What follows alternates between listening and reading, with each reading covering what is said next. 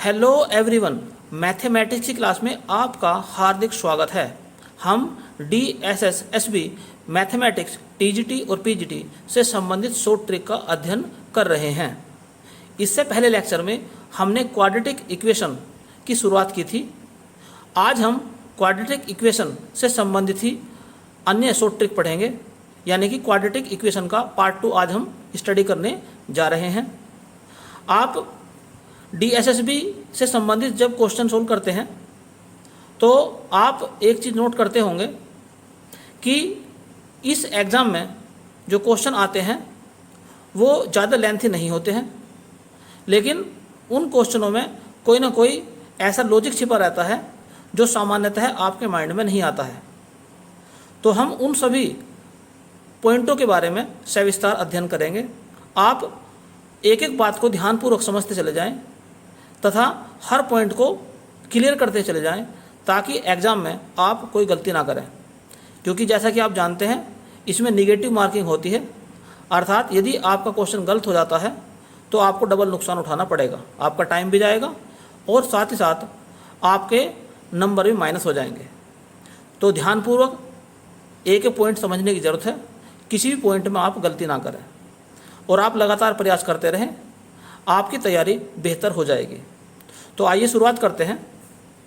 सबसे पहले आज हम बात करने जा रहे हैं, यदि दो क्वाड्रेटिक इक्वेशन दी गई हैं और उनके अंदर दोनों जो रूट हैं वो दोनों इक्वेशन के अंदर कॉमन है। तो जैसे कि मैंने यहाँ पर इक्वेशन लिखी है a1x² + b1x + c1 = 0, और दूसरी क्वाड्रेटिक इक्वेशन है a2x² + b2x + c2 = 0। और यदि इन दोनों क्वाड्रेटिक इक्वेशन के अंदर दोनों रूट कॉमन है तब इसकी कंडीशन क्या होती है, a1/a2 = b1/b2 = c1/c2। लेकिन ये ट्रिक कब लागू होगी, इसकी भी एक कंडीशन है। ये ट्रिक जो है केवल तभी लागू होती है जब b² - 4ac का मान जो है वो 0 से कम हो। कैसे इसका इस्तेमाल करते हैं, आइए एक क्वेश्चन के माध्यम से समझने की कोशिश करते हैं। जैसे कि पहला क्वेश्चन आपके सामने है, ax² + bx + c = 0, और दूसरी इक्वेशन दी है x² + 2x + 3 = 0। ये दो इक्वेशन दी है और साथ ही साथ ये भी लिखा है कि ये कॉमन रूट रखती हैं। तो हमें a/b/c अर्थात a/b/c इसकी वैल्यू हमें निकालनी है, क्या होगी। तो सबसे पहले हम देखते हैं कि जो दूसरी इक्वेशन दी गई है इसके अंदर d की वैल्यू निकालते हैं। d अर्थात b² - 4ac। तो आप क्या देखते हैं, b क्या है, यहाँ पर 2 है तो 2 का स्क्वायर कर देंगे, -4, a यहाँ पर 1 है और c है 3। तो आप देखते हैं यहाँ पर 4 - 12 = -8, जो कि 0 से छोटा है अर्थात निगेटिव है। तो अगर d की वैल्यू अर्थात b² - 4ac की वैल्यू 0 से कम है तो ये जो ट्रिक बताई थी ऊपर वाली, ये आपको इसमें इस्तेमाल कर सकते हैं। अर्थात क्या लिख सकते हैं, a1/a2 = b1/b2 = c1/c2। अब a1 b1 c1 ये तो है आपके a b c, तो इसके स्थान पर तो हम लिख सकते हैं a b और c लिख सकते हैं। अब दूसरी इक्वेशन के अंदर देखते हैं, यानी a2 तो यहाँ पर 1 है तो क्या लिखेंगे, यहाँ पर 1, b2 यहाँ पर 2 है तो यहाँ 2 लिख देंगे, और c2 ये 3 है तो यहाँ पर 3 लिख देंगे। तो इस प्रकार से हम ये कह सकते हैं कि a/b/c = 1/2/3। यही इसका फाइनल आंसर है। तो नेक्स्ट क्वेश्चन आपके सामने है, इसमें लिखा है if ax² + bx + c = 0 and x² + 5x + 3 = 0 have common roots. तो इन दोनों इक्वेशन के अंदर भी कॉमन रूट्स हैं।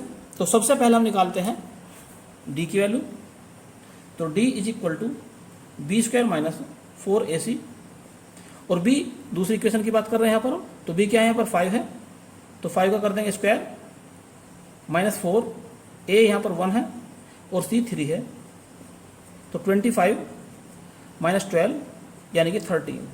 और ये जो है लेस देन 0 नहीं है, ये ग्रेटर देन 0 है, इसलिए a ratio B ratio C does not exist है, अर्थात इसका मान हम नहीं निकाल सकते हैं। यही इसका आंसर है। चलिए नेक्स्ट पॉइंट पे ध्यान देते हैं। अब यदि दोनों क्वाड्रेटिक इक्वेशन के अंदर केवल एक रूट कॉमन हो, इससे पहले पॉइंट में हमने क्या समझा था, अगर दो रूट कॉमन है तब क्या कंडीशन है। अब हम स्टडी करते हैं कि अगर केवल एक रूट कॉमन हो, तो जैसे कि मैंने दो इक्वेशन लिखी है ये, और इन दोनों इक्वेशन के अंदर एक कॉमन रूट है, मान ले जाए ये कॉमन रूट अल्फा है, तब क्या होगा। तो इस कंडीशन में जो ऊपर वाली जो दो इक्वेशन है इसके अंदर x के स्थान पर हम अल्फा रख देंगे, तो दोनों इक्वेशन इस प्रकार से ये चेंज हो जाएंगे। अब इनको क्रॉस मल्टीप्लिकेशन का जैसे मेथड होता है उसी प्रकार से इनको करेंगे हम, अर्थात अल्फा स्क्वायर अल्फा और 1 लिखेंगे, और फिर कोफिशिएंट लिखेंगे b1 b2, तो b1 b2 फिर c1 c2 और यहाँ पर a1 a2 और यहाँ पर फिर एक बार b1 b2। ये क्रॉस मल्टीप्लिकेशन का मेथड है, आप जानते हैं इसको पहले से ही। अब क्या काम करेंगे, हम अल्फा स्क्वायर निकालेंगे, अल्फा और 1। अब इनके नीचे क्या रखेंगे, आप जानते हैं अच्छी तरह से, ये भी b1 c2 minus b2 c1। Alpha के नीचे क्या रखा जाएगा, c1 a2 minus c2 a1, और 1 के नीचे क्या लिखा जाएगा, a1 b2 minus a2 b1, ये लिखा जाएगा।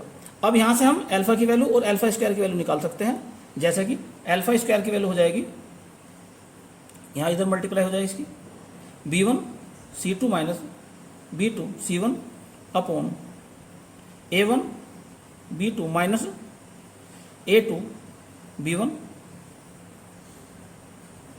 दूसरा अल्फा की वैल्यू निकल कर आ जाएगी, इसकी मल्टीप्लाई यहाँ कर देंगे, c1 a2 minus c2 a1 upon a1 b2 minus a2 b1। तो ये हमने निकाल लिए हैं अल्फा और अल्फा स्क्वायर के मान।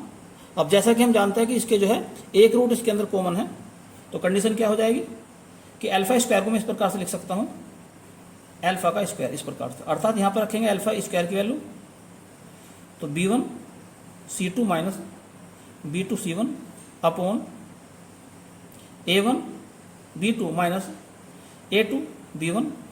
ये तो होगी अल्फा स्क्वायर की वैल्यू, इधर रख देंगे अल्फा की वैल्यू, तो c1 a2 minus c2 a1 upon a1 b2 minus a2 b1 का स्क्वायर, क्योंकि अल्फा के स्क्वायर ऊपर स्क्वायर है तो यहाँ स्क्वायर हो जाएगा। तो ये जो कंडीशन आगे निकल के ये आ गई a1 a2 b1 b2 और c1 c2 में रिलेशन निकल कर आ गया। इसके अलावा जब हम न्यूमेरिकल करेंगे तो किसी और ट्रिक से भी कर सकते हैं, वो कैसा करेंगे आइए क्वेश्चन देखते हैं, और किस प्रकार से क्वेश्चन एग्जाम में आते हैं ये भी देखते हैं। तो इस ट्रिक पर आधारित पहला क्वेश्चन आपके सामने है, if ax square plus 2cx plus b is equal to 0 and ax square plus 2bx plus c is equal to 0, और साथ में क्या लिखा है, b does not equal to c, have a common root, कितने कॉमन रूट है, a common root है इसके अंदर, then a plus 4b plus 4c की वैल्यू हमें फाइंड करनी है। तो अगर दो रूट कॉमन होते तो जो पहला ट्रिक बताई थी वो लगाते, लेकिन यहाँ पर केवल एक रूट कॉमन है, तो जो मैंने आपको तरीका बताया है उस तरीके से करेंगे। लेकिन उसके अलावा एक दूसरा तरीका भी है करने का, इसका जो आसान तरीका है उसमें यह है कि जो दोनों इक्वेशन है इनसे हम एक्स स्क्वायर पहले एलिमिनेट कर लेंगे, अर्थात ax square 2cx plus b is equal to 0। दूसरी इक्वेशन क्या है, ax square plus 2bx plus c is equal to 0। अब इनको माइनस कर देंगे तो नीचे वाले के चिन्ह चेंज हो जाएंगे, तो ये कैंसिल हो जाएगा, तो क्या मिलेगा यहाँ से हमें, तो 2c minus B X plus b minus C is equal to 0। तो यहाँ से अब हम x का मान निकाल लेंगे, तो 2c minus B X is equal to c minus B. तो यहाँ से x का मान निकल कर आ जाएगा, तो कैंसिल हो जाएंगे, तो x का मान निकल कर आ जाएगा 1/2। अब x की ये वैल्यू इक्वेशन नंबर 1 में रख दो या इक्वेशन नंबर 2 में रख दो। जैसे मान लो मैं x की ये वैल्यू इक्वेशन नंबर 1 में रखता हूं तो क्या मिलेगा, a 1/2 का square plus 2c 1/2 plus b is equal to 0। पूरी इक्वेशन को 4 से मल्टीप्लाई करो तो a plus 4c plus 4b is equal to 0। और यही हमें वैल्यू निकालनी थी कि यार a प्लस 4b और 4c की वैल्यू क्या होगी, तो a plus 4b plus 4c की वैल्यू हो जाएगी 0। यही इसका आंसर है। और आप जो मैंने शुरुआत में मेथड बताया उससे भी आप करके देखेंगे तब भी आंसर इसका यही आ जाएगा। लेकिन एग्जाम में चूंकि हमें टाइम बचाना होता है और कम से कम समय में क्वेश्चन का आंसर निकालना होता है तो इस ट्रिक का इस्तेमाल करेंगे आप तो आपके टाइम की बचत हो जाएगी। तो नेक्स्ट इंपॉर्टेंट क्वेश्चन आपके सामने है। 2 इक्वेशन दिए यहाँ पर भी और उसमें कहा गया है कि इनका एक रूट कॉमन है। तो क्या ट्रिक बताई मैंने आपको अभी, पहले इन दोनों इक्वेशन से हम एक्स स्क्वायर को एलिमिनेट कर लेंगे। तो पहली इक्वेशन मैंने लिख दी है, दूसरी इक्वेशन लिखता हूँ -10 इज इक्वल टू 0। अब यहाँ से एक्स स्क्वायर को एलिमिनेट करना है तो नीचे वाले के साइन चेंज कर देंगे हम, ये कैंसिल हो जाएगा। तो क्या बचेगा यहाँ पर a माइनस बी एक्स और यहाँ पर जाएगा प्लस का 20 इज इक्वल टू 0। तो इस प्रकार से हम ये कह सकते हैं कि x की वैल्यू यहाँ पर आ गई है -20 अपॉन a माइनस बी। अब x की ये वैल्यू इक्वेशन नंबर 1 में रख देंगे या इक्वेशन नंबर 2 में रख देंगे। मान लो x की ये वैल्यू मैं इक्वेशन नंबर 1 में रखता हूँ तो क्या मिल जाएगा, एक्स स्क्वायर अर्थात इसका जब स्क्वायर करेंगे कितना हो जाएगा 400 अपॉन a माइनस बी का square plus a -20 upon a minus B plus का है यहाँ पर 10 इज इक्वल टू 0। अब क्या काम करेंगे इसमें हम, इसमें पहले तो आप चाहो तो 10 से डिवाइड करके 0 कैंसिल हो जाएगा, यहाँ से भी यहाँ से भी। तो क्या मिल जाएगा केवल 40 अपॉन a माइनस बी का square minus 2a upon a minus B plus 1 is equal to 0। अब दोनों तरफ इसमें a माइनस बी के स्क्वायर से मल्टीप्लाई कर दो तो क्या मिलेगा हमें 40a 40 ओनली माइनस 2a और यहाँ पर हो जाएगा a minus B plus a minus B का स्क्वायर इज इक्वल टू 0। अब जैसे कि हमें वैल्यू जो निकालनी है a square minus B square की वैल्यू निकालनी है तो 40 तो इधर रहने दो, इसको इधर ले जाओ उठा के, तो 2a minus B minus a minus B का होल स्क्वायर, यहाँ से कॉमन निकल जाएगा a माइनस बी, अंदर क्या रहेगा 2a minus a minus B, या यूँ कहें a minus B 2a minus a plus B या a माइनस बी और यहाँ पर हो जाएगा a प्लस बी। तो इस प्रकार से हमने देखा a square minus B square की वैल्यू कितनी आ गई 40 आ गई और यही इसका आंसर है।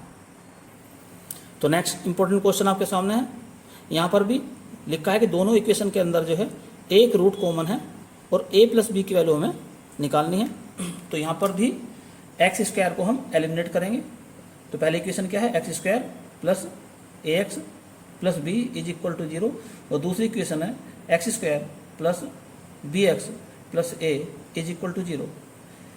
नीचे वाले के साइन चेंज कर देंगे, ये कैंसिल हो जाएगा। तो क्या मिलेगा हमें a minus B X plus B minus A is equal to 0 या कहें a minus B X is equal to a minus B. तो यहाँ से x की वैल्यू कितनी आ गई 1 आ गई। अब x की वैल्यू इक्वेशन नंबर 1 में रख देंगे या इक्वेशन नंबर 2 में रख देंगे। मान ली जाए कि ये x की वैल्यू मैं इक्वेशन नंबर 1 में रखता हूँ तो क्या मिलेगा हमें 1 का square a 1 plus B is equal to 0। कहने का अर्थ ये हो गया कि a प्लस बी की वैल्यू आ गई है -1 और यही इसका आंसर भी है। तो नेक्स्ट क्वेश्चन आपके सामने है, जो पहला क्वेश्चन था बिल्कुल सेम टू सेम ऐसा ही है, बस केवल लैंग्वेज बदली हुई है। इसमें लिखा है if one root is coincident of the equation, दो इक्वेशन दे रखी है, इनके दो रूट जो है वो एक ही है, अर्थात दोनों के अंदर एक कॉमन रूट है, इनके अंदर कहने का मतलब वही है। तो इसको भी आप पहले की तरह सोल्व करेंगे, तो आंसर इसका आ जाएगा a plus B is equal to -1। Next important question आपके सामने है, x² minus 11x plus a and x² minus 14x plus 2a have common factor. अब की बार क्या लिखा है इसमें कि ये कॉमन फैक्टर रखते हैं, अर्थात इनके अंदर एक फैक्टर कॉमन है, तो a की वैल्यू निकालनी है। तो यहाँ पर भी हम इन्हें इक्वेशन मान सकते हैं कि जब इसका एक फैक्टर कॉमन है तो इसको 0 के बराबर लिखना है यहाँ पर भी। और अब उसी प्रकार से x² को एलिमिनेट करेंगे, तो x² minus 11x plus a is equal to 0। दूसरा क्या है, x² minus 14x plus 2a is equal to 0। अब साइन चेंज कर देंगे तो क्या मिलेगा हमें, ये कैंसिल हो जाएगा, यहाँ मिलेगा 3x और यहाँ मिलेगा माइनस का a इज इक्वल टू 0। तो इस प्रकार से x की वैल्यू आ जाएगी a/3। अब क्या काम करेंगे, x की वैल्यू जो है इक्वेशन नंबर 1 में रख देंगे या इक्वेशन नंबर 2 में रख देंगे। जैसे मान लो मैं यहाँ इक्वेशन नंबर 1 में रखता हूँ, तो क्या मिलेगा a/3 का square minus 11 a/3 plus a is equal to 0। या इस प्रकार से भी लिख सकता हूँ मैं इसे a²/9 minus 11a/3 plus a is equal to 0। पूरी इक्वेशन को 9 से मल्टीप्लाई करो तो a² minus 33a plus 9a is equal to 0।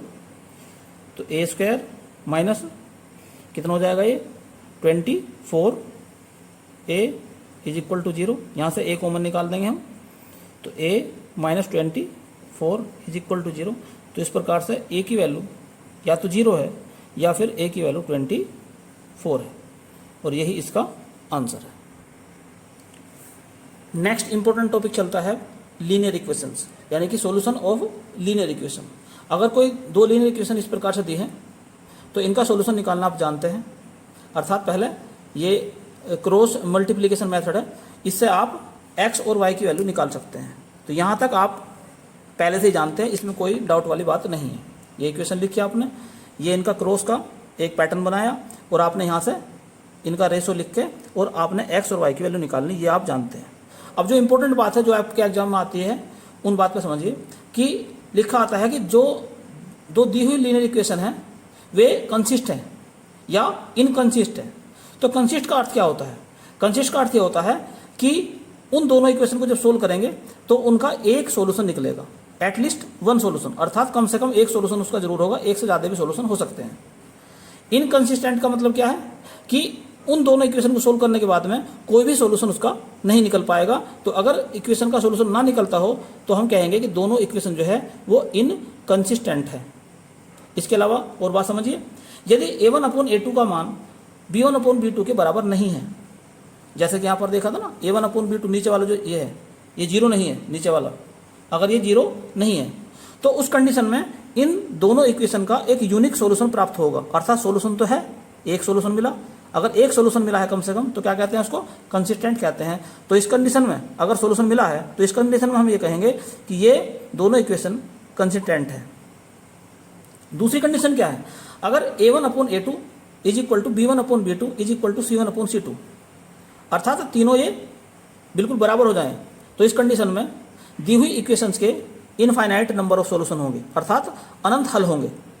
तो हल तो अब भी हैं, एक से ज़्यादा हल होंगे, अनेकों हल प्राप्त होंगे, अर्थात हल उसके हैं, सॉल्यूशन उसके हैं। इसका मतलब क्या हो जाएगा कि इस कंडीशन में भी ये दोनों इक्वेशन जो है कंसिस्टेंट है। क्या हो जाएंगी इक्वेशन ही कंसिस्टेंट हो जाएंगी। तीसरी कंडीशन क्या है, अगर a1/a2 is equal to b1/b2 लेकिन c1/c2 के बराबर ये ना हो तो इस कंडीशन में इन दी हुई इक्वेशन का कोई भी हल नहीं होगा, देयर इज नो सॉल्यूशन। और अगर सॉल्यूशन नहीं होता है तो पॉइंट नंबर 2 बताया गया है, अगर सॉल्यूशन नहीं होता है तो हम कहते हैं कि दी हुई इक्वेशन क्या है, इनकंसिस्टेंट है। तो ये कंडीशन कौन सी है, इनकंसिस्टेंट की कंडीशन आ गई है। तो एग्जाम में देखते हैं कैसे क्वेश्चन इस पे आते हैं। तो नेक्स्ट इंपॉर्टेंट क्वेश्चन आपके सामने है, जो कि DSSB में TGT 2018 में आया था। A pair of linear equation in two variables x and y, b1x plus c1y is equal to a1 and c2x plus a2y is equal to b2 has infinite number of solutions if. तो क्या कहा इसमें कि दोनों equation के जो है infinite number of solution होंगे, तो इनमें से कौन सी कंडीशन सही होगी। तो जैसा कि आपको बताया गया था अभी कि इनफाइनाइट नंबर ऑफ सॉल्यूशन की क्या कंडीशन होती है कि तीनों के कोफिशिएंट जो है इक्वल होने चाहिए, अर्थात x का कोफिशिएंट क्या है यहाँ पर b1, y का कोफिशिएंट क्या है c1 और जो कांस्टेंट है वो है a1। दूसरी तरफ से डिवाइड करेंगे दूसरी इक्वेशन से, तो क्या लिखेंगे यहाँ पर c2 a2 और b2। तो ये क्या कंडीशन है, ये इनफाइनाइट नंबर ऑफ सॉल्यूशन की कंडीशन है। तो आंसर इसका चेक कर लेते हैं कौन सा सही बैठता है, a1 upon b2, b1 upon c2 और c1 अपॉन a2, अर्थात इसका बी ऑप्शन सही है। नेक्स्ट इंपॉर्टेंट क्वेश्चन आपके सामने है जो कि TGT 2018 में आया था। इस क्वेश्चन में देखने वाली बात यह है कि यहाँ पर जो कोफिशिएंट दिए हैं ये कॉम्प्लेक्स नंबर है। तो क्वाड्रेटिक इक्वेशन के बारे में एक बात याद रखना, इंपॉर्टेंट बात है कि अगर जो कोफिशिएंट है वो कॉम्प्लेक्स नंबर है तो ये जरूरी नहीं है कि जो उस क्वाड्रेटिक इक्वेशन के जो दो रूट हमें प्राप्त होंगे वो दोनों कंजुगेट हों एक दूसरे के, ये ऐसा जरूरी नहीं है।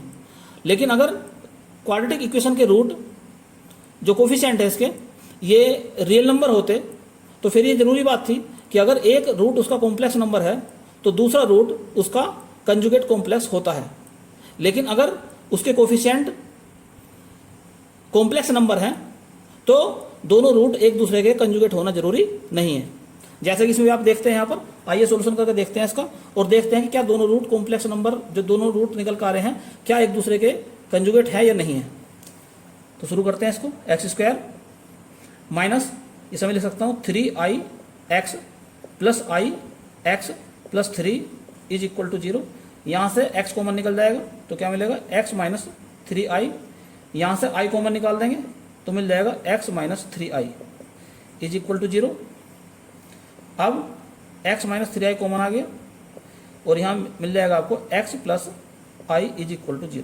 तो यहाँ से हम देखते हैं कि x की एक वैल्यू आ गई है 3i और दूसरी वैल्यू जो निकल कर आई है वो माइनस i आई। यही इसका आंसर भी होगा।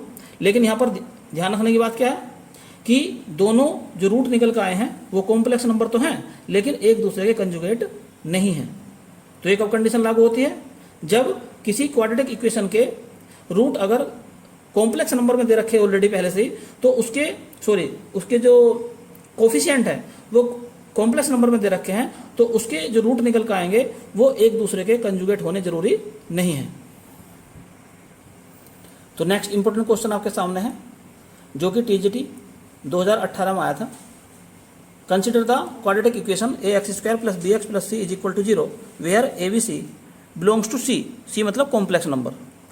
विच of the following statement is true for this question. तो पहला ऑप्शन क्या लिखा है, roots will be complex and exist in conjugate pair, यानी कि उसके जो रूट होंगे वो कॉम्प्लेक्स होंगे और इन कंजुगेट पेयर में होंगे। दूसरा ऑप्शन क्या है, root will be complex and equal, root उसके कॉम्प्लेक्स भी होंगे और इक्वल भी होंगे। तीसरा ऑप्शन है roots will be complex and need not be in conjugate pair, तो रूट उसके कॉम्प्लेक्स होंगे और ये जरूर नहीं है कि वो कंजुगेट पेयर में हों। और फोर्थ ऑप्शन है root will not exist, root उसके एग्जिस्ट नहीं करेंगे। जैसा कि इससे पहले क्वेश्चन मैंने आपको एक्सप्लेन करा था कि अगर किसी क्वाड्रेटिक इक्वेशन के जो कोफिशिएंट है वो कॉम्प्लेक्स नंबर है तो उसके जो रूट मिलेंगे हमें वो जरूरी नहीं है कि वो एक दूसरे के कंजुगेट कॉम्प्लेक्स नंबर हों। तो जैसा कि इस क्वेश्चन में यहाँ पर लिखा है, स्पष्ट लिखा है कि ABC यानी कि कोफिशिएंट जो है x² और x और जो कांस्टेंट टर्म है ये जो कोफिशिएंट है ये कॉम्प्लेक्स नंबर है, जैसे कि पहले क्वेश्चन में आपको दिखाया भी गया था। अगर ये कॉम्प्लेक्स नंबर है तो इसका जो सॉल्यूशन होगा अर्थात इसके जो दो रूट हमें प्राप्त होंगे वो दोनों रूट एक दूसरे के कंजुगेट होने जरूरी नहीं है, अर्थात इसका सी ऑप्शन सही है। रूट जो है कॉम्प्लेक्स नंबर तो होंगे लेकिन जरूरी नहीं है एक दूसरे के कंजुगेट हों। तो नेक्स्ट इंपॉर्टेंट क्वेश्चन आपके सामने है जो कि टीजीटी 2014 में आया था।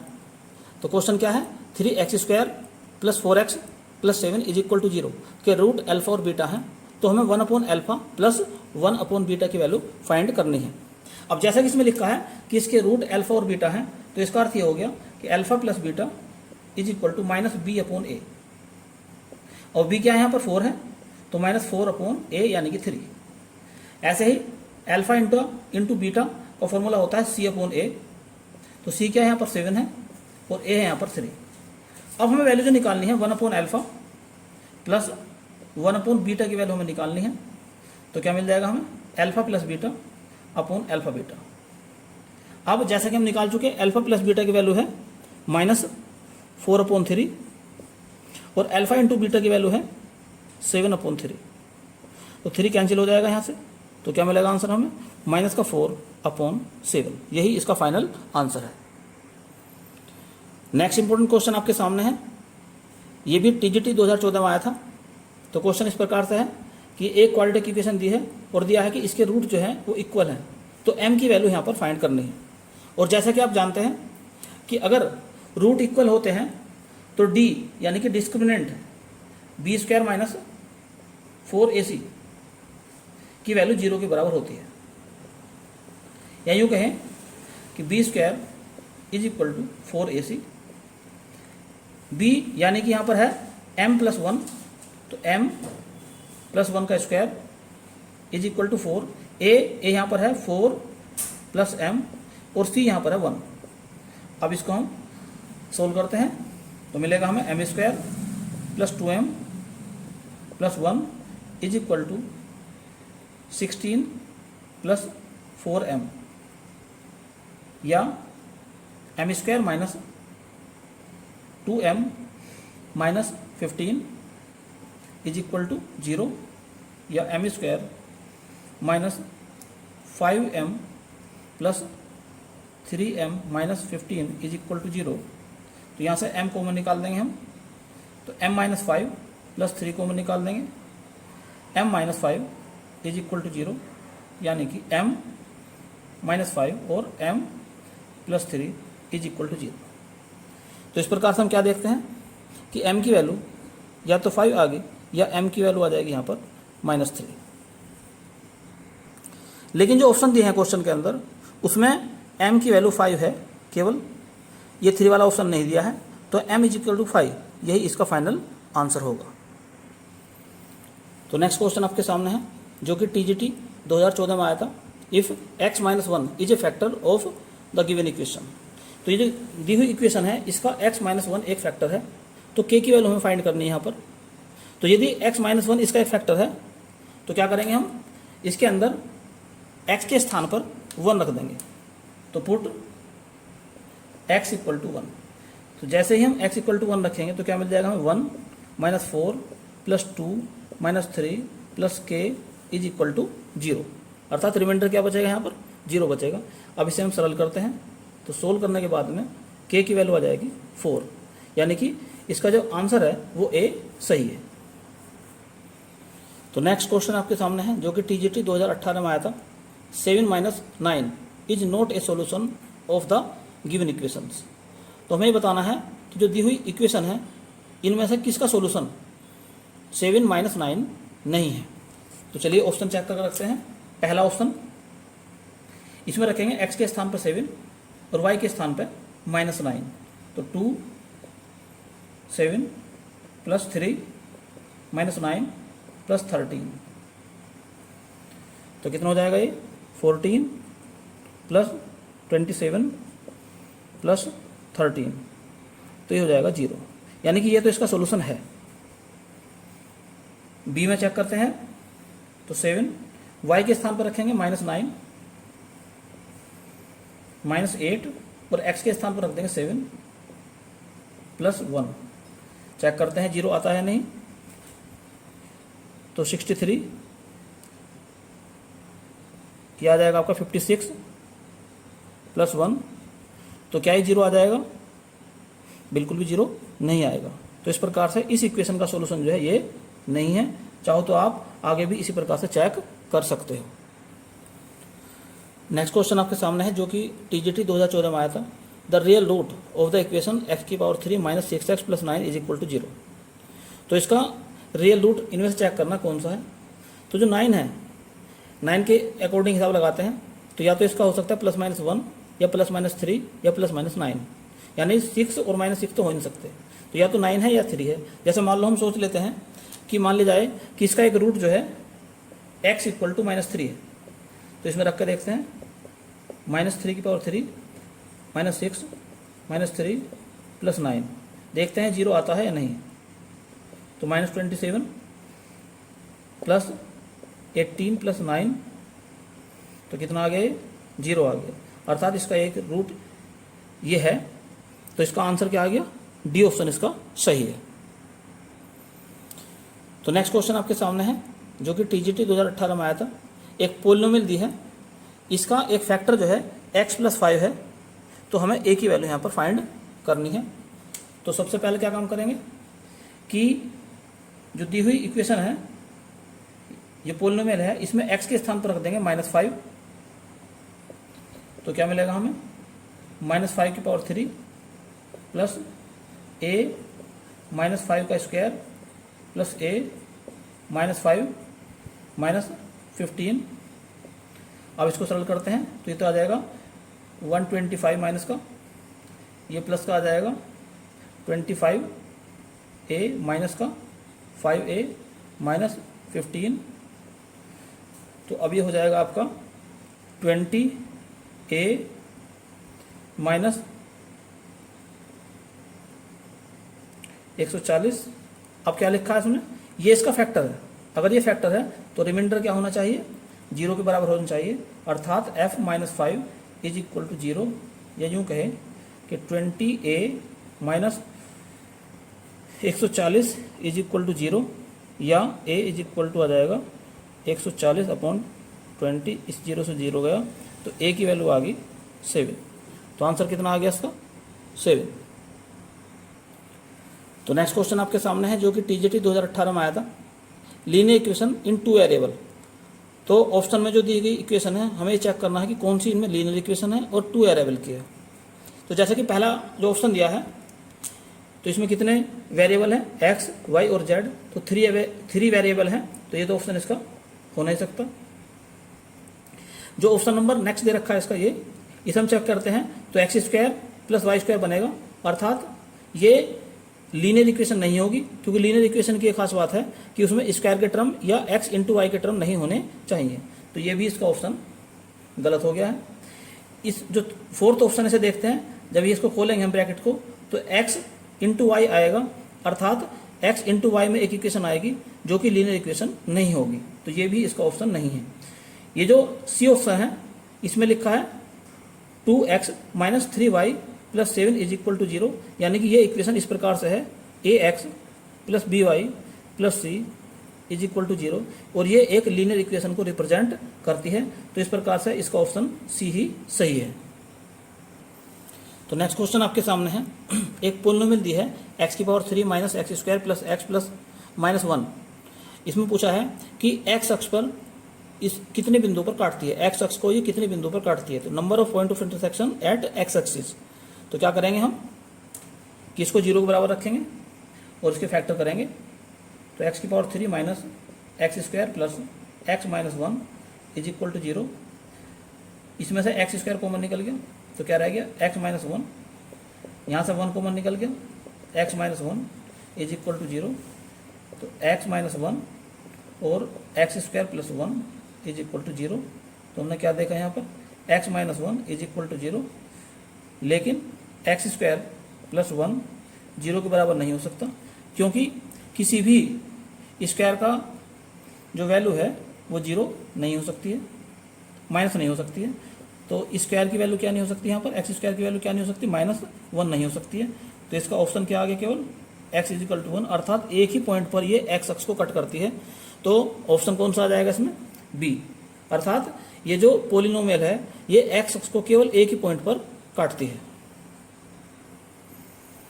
तो नेक्स्ट इंपॉर्टेंट पॉइंट चल रहा है मॉडुलस एक्स, अर्थात मोड एक्स का मीनिंग क्या है। तो मोड एक्स का मीनिंग क्या है कि ये एक्स भी हो सकता है और माइनस एक्स भी हो सकता है, अर्थात ये पॉजिटिव भी हो सकता है, नेगेटिव भी हो सकता है। अगर एक्स की value greater than equal to 0 है तो मोड एक्स की वैल्यू एक्स के बराबर होगी, और अगर एक्स की वैल्यू लेस देन 0 है अर्थात नेगेटिव है तो मोड एक्स की वैल्यू जो है माइनस एक्स के बराबर होगी। अब इसके कुछ रिजल्ट हैं जो कि आपके क्वेश्चन में बड़ी हेल्प करेंगे।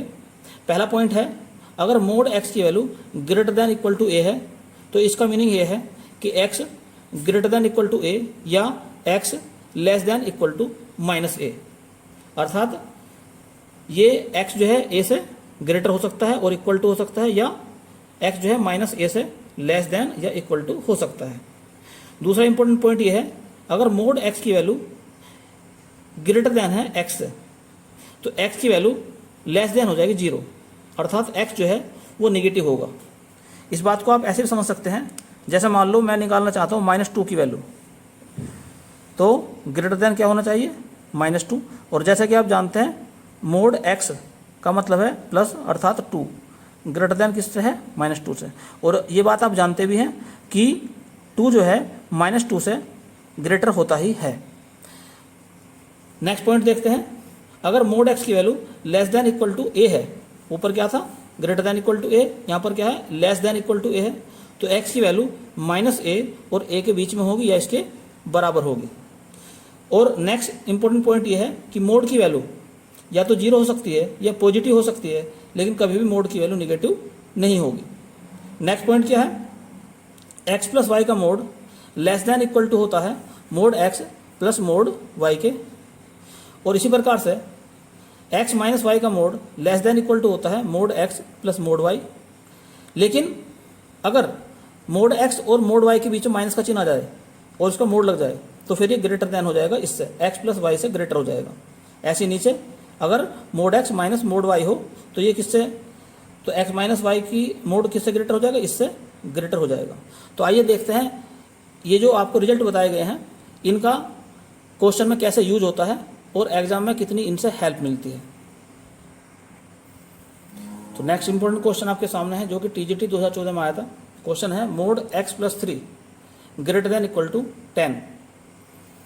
तो mod x plus 3 greater than equal to 10 है, तो आपको अभी रूल बताया था मैंने कि अगर mod x greater than equal to a हो तो बताया था आपको कि x की वैल्यू या तो greater than equal to a होगी या फिर x की value less than equal to minus a होगी। तो यही रूल लगाते हैं यहाँ पर भी। तो क्या लिखूँ मैं यहाँ पर कि x plus 3 greater than equal to 10 या x plus 3 less than equal to -10। तो यहाँ से क्या मिला हमें, x greater than equal to 7 या x less than equal to -13। यानी कि पहले से तो ये रिजल्ट सामने आ रहा है कि x की वैल्यू 7 और 7 से बड़ी है। तो शुरुआत कहाँ से करेंगे, 7 से, तो x बिलोंग्स टू 7 और कहाँ तक चलेगी, इनफाइनाइट तक। इधर लगा देंगे ये क्लोज इंटरवल। ऐसे ही यहाँ पर x की वैल्यू -13 से कम है, तो -13 से कम कितनी हो सकती है, माइनस इनफाइनाइट से 13 तक कुछ भी हो सकती है। इधर लगाएं क्लोज इंटरवल। अब इसकी वैल्यू निकालने के लिए दोनों का इंटरसेक्शन कर देंगे, तो x belongs to minus infinite से लेके -13 तक यूनियन 7 से लेके और यह है इनफाइनाइट तक। तो इस प्रकार से इसका ऑप्शन जो हो जाएगा सी सही हो जाएगा। तो नेक्स्ट क्वेश्चन आपके सामने है जो कि टीजीटी 2014 में आया था। बिल्कुल जैसा पहला क्वेश्चन था उसी प्रकार से ये भी करना है। तो क्या लिखा है, mod 2x plus 3 greater than 5 equal to नहीं है, अब की बार ग्रेटर देन 5 है केवल। तो क्या माना जाएगा इसको, 2x प्लस 3 ग्रेटर देन 5 या 2x प्लस 3 लेस देन -5। तो यहाँ से क्या निकलेगा, 2x ग्रेटर देन 2 या 2x लेस देन -8। तो 2 से इसे डिवाइड कर देंगे, तो x ग्रेटर देन 1 या x लेस देन -4। तो इसका रिजल्ट ये आया कि x की वैल्यू 1 से बड़ी है। तो 1 से बड़ी कितनी हो सकती है x की वैल्यू? तो x belongs to 1 to infinite और x बिलोंग्स टू -4 से छोटी। तो -4 से छोटी क्या हो सकती है? माइनस इनफाइनाइट से लेकर 4 तक। और अब की बार ये ओपन इंटरवल है, तो यहाँ से ओपन इंटरवल लगाया गया है, यहाँ पर भी ओपन इंटरवल लगाया गया है। तो x की वैल्यू कितनी हो जाएगी? x की वैल्यू हो जाएगी माइनस इनफाइनाइट से -4 तक। तो माइनस इनफाइनाइट से -4 तक यूनियन 1 से इनफाइनाइट तक। यही इसका फाइनल आंसर होगा। तो नेक्स्ट क्वेश्चन आपके सामने है जो कि TGT 2018 में आया था। If x is a real number, और ये x क्या नहीं है? 1 के बराबर नहीं है, तो यदि x की पावर 3 + 1 ग्रेटर देन हो x² + x से, तो कब होगा ये? जब ये कंडीशन दी गई है कि अगर x की वैल्यू -1 के बराबर हो जाएगी, या x की वैल्यू ग्रेटर हो जाएगी -1 से, या x की वैल्यू -1 से लेस हो जाएगी। तो आइए शुरुआत करते हैं इसकी। तो क्या लिखा है इसने? x की पावर 3, इसको इधर ले आओ उठाएंगे, तो माइनस का x² माइनस का x + 1 ग्रेटर देन 0। तो यहाँ से कॉमन निकल जाएगा x², तो क्या रह जाएगा यहाँ पर? x - 1, यहाँ से -1 कॉमन निकाल लो, तो x - 1 ग्रेटर देन 0। तो x - 1 और x² - 1 ग्रेटर देन 0। अब मैं इसे इस प्रकार से लिख सकता हूँ कि x - 1 और x + 1 ग्रेटर देन 0, या यूँ कहें x - 1 का स्क्वायर और x + 1 ग्रेटर देन 0। अब जैसा कि यहाँ पर लिखा है कि x की वैल्यू 1 नहीं हो सकती, अर्थात x की वैल्यू 1 अगर नहीं है तो ये तो पॉजिटिव होगा ही, ये भी पॉजिटिव होगा, अर्थात ये दोनों जब पॉजिटिव होंगे तभी ये ग्रेटर देन 0 होंगे। कहने का अर्थ ये हो गया कि x + 1 ग्रेटर देन 0 होगा, क्योंकि x - 1 का स्क्वायर ये ऑलरेडी 0 से बड़ा है, या तो ये कह दो 0 नहीं है, या कह दो 0 से बड़ा है, पॉजिटिव कह लो कि ये पॉजिटिव है। क्योंकि अगर दो नंबर पॉजिटिव हैं तो उनकी मल्टीप्लिकेशन भी पॉजिटिव होती है। तो यहाँ पर ये दो नंबर आपस में मल्टीप्लाई हो रहे हैं और ग्रेटर देन 0 है, अर्थात ये पॉजिटिव है, तो ये तभी संभव है जब ये दोनों पॉजिटिव होंगे। अब चूंकि ये x - 1 का स्क्वायर है तो ये तो पॉजिटिव होगा ही, तो ये भी पॉजिटिव होना चाहिए। तो x + 1 ग्रेटर देन होना चाहिए 0 के। अब x की वैल्यू क्या आ जाएगी यहाँ से? Greater than -1। तो x की वैल्यू -1 से ग्रेटर देन होनी चाहिए। तो इस प्रकार से ऑप्शन इसका बी सही है। तो नेक्स्ट क्वेश्चन आपके सामने है जो कि TGT 2018 में आया था। फॉर एनी रियल, यानी कि x का मान जो है वो 0 नहीं है, विच of the following inequality is true. तो कौन सी इनइक्वालिटी इसमें से सही है? तो x की वैल्यू 0 के अलावा कुछ भी रख लो। मान लो हम रख लेते हैं x = 2। तो जैसे x = 2 रखते हैं तो क्या मिलेगा हमें? पहला ऑप्शन देखते हैं चेक करके, यहाँ पर रख देंगे हम, तो क्या मिल जाएगा? 2 का स्क्वायर हो जाएगा 4 + 1 5 अपॉन 4 लेस देन 1, यानी कि ये 1 पॉइंट समथिंग आएगा, 1.2 के करीब आ जाएगा, लेस देन 1। तो क्या 1.2 लेस देन 1 होता है? नहीं होता, तो ये ऑप्शन हो गया गलत। बी ऑप्शन चेक करते हैं, यहाँ पर भी 2 रखेंगे, तो 2 + 1/2 लेस देन 1, या यूँ कहें कि 5/2 लेस देन 1। तो यहाँ पर भी हम चेक करते हैं इसी प्रकार से। तो क्या ये लेस देन 1 है जैसे कि ऊपर आया था? तो क्या हो जाएगा? ये 2 पॉइंट समथिंग बैठेगा, ये 2.5 आ जाएगा। तो क्या ये लेस देन 1 है? बिल्कुल नहीं है, तो ये भी ऑप्शन इसका गलत हो गया। अब ऑप्शन चेक करते हैं सी। तो सी ऑप्शन में क्या देखते हैं हम?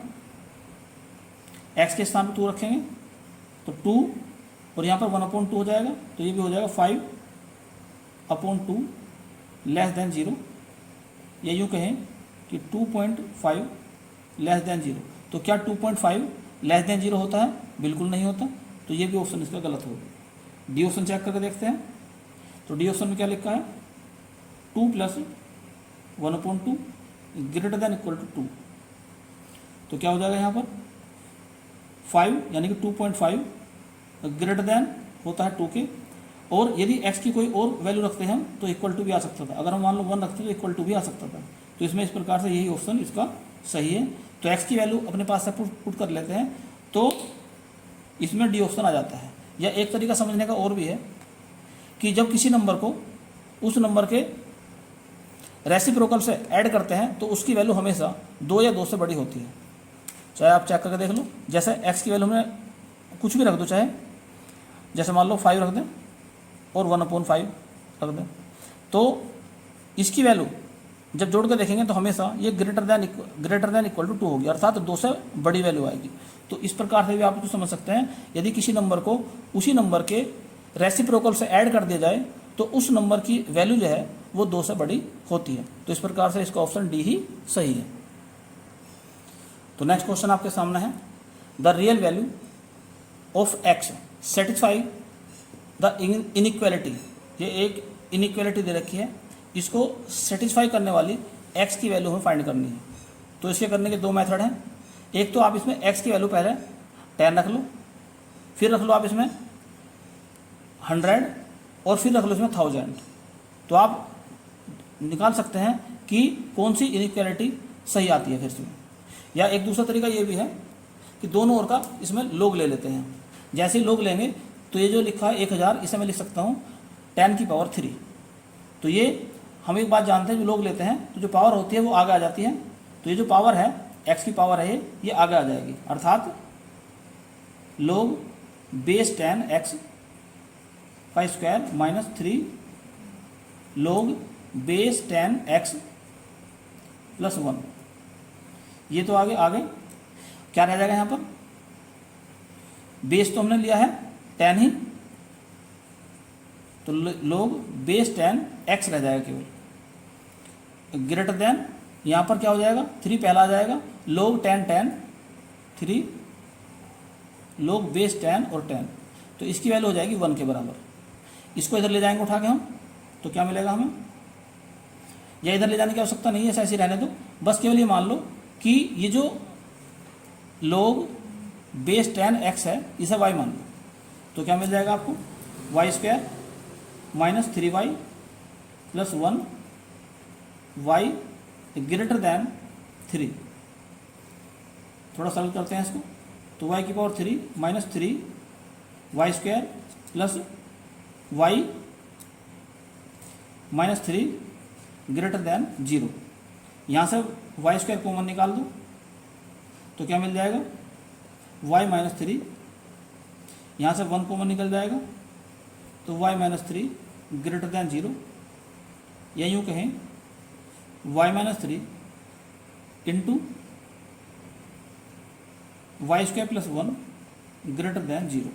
तो अगर दो नंबर का मल्टीप्लिकेशन पॉजिटिव है तो वे दोनों नंबर या तो पॉजिटिव होंगे या दोनों नंबर नेगेटिव होंगे। तो यहाँ पर हम क्या देखते हैं कि ये नंबर जो है पॉजिटिव हो सकता है, यानी पॉजिटिव होना चाहिए, क्योंकि y² प्लस 1 है। तो y² प्लस 1 यानी कि y² की वैल्यू नेगेटिव नहीं हो सकती, तो ये पॉजिटिव नंबर है पूरा। तो हम क्या कह सकते हैं इस प्रकार से कि y minus 3 greater than equal to 0, sorry greater than 0, या y ग्रेटर देन 3। अब y की वैल्यू क्या है यहाँ पर? y की वैल्यू है log base 10x greater than 3, या x ग्रेटर देन 10 की पावर 3, या x ग्रेटर देन 1000। तो यानी कि x की वैल्यू जो है 1000 से बड़ी होगी, अर्थात इसका बी ऑप्शन सही है। नेक्स्ट इंपॉर्टेंट क्वेश्चन आपके सामने है जो कि टीजीटी 2018 में आया था। पहली कंडीशन लिखी है कि ए बी सी ये पॉजिटिव रियल नंबर है, आर प्लस का मतलब पॉजिटिव रियल नंबर है, और ये अर्थमेटिक प्रोग्रेशन अर्थात एपी में है, और साथ में बात लिखी है कि इसके रूट जो है इमेजिनरी हैं। तो 3 बात यहाँ पर होगी। नंबर 1 बात ABC ये पॉजिटिव रियल नंबर है। नंबर 2 बात ये अर्थमेटिक मीन अर्थात ABC जो है वो अर्थमेटिक प्रोग्रेशन में है। और तीसरी बात यह है कि इस इक्वेशन के रूट जो है इमेजिनरी हैं। तो सबसे पहले कंडीशन लेके चलते हैं जिसमें लिखा है कि ABC ये किस में है, AP में है।